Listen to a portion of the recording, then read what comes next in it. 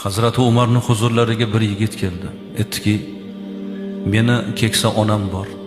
Onamning ko'zlari ko'rmaydi, oyoqlari yurmaydi. Meni har kuni qiladigan ishim onamni ketimga ko'tarib tashqariga olib chiqaman.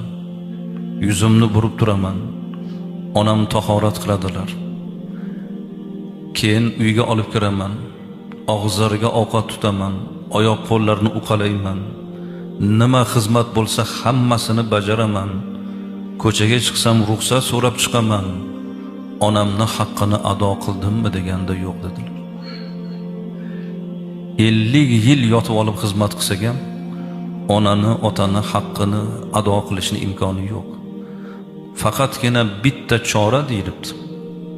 Ota-ona qul bo'lib qolgan bo'lsa, qullikdan farzand otasini, onasini sotib olib ozod qilsa, shundagina ado qilar ekan farzandlik haqqini.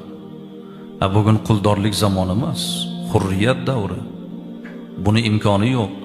Demak, bizni ota-onamizni haqqini ado qilishga imkonimiz yo'q. Faqat biz ular uchun xizmat qilamiz.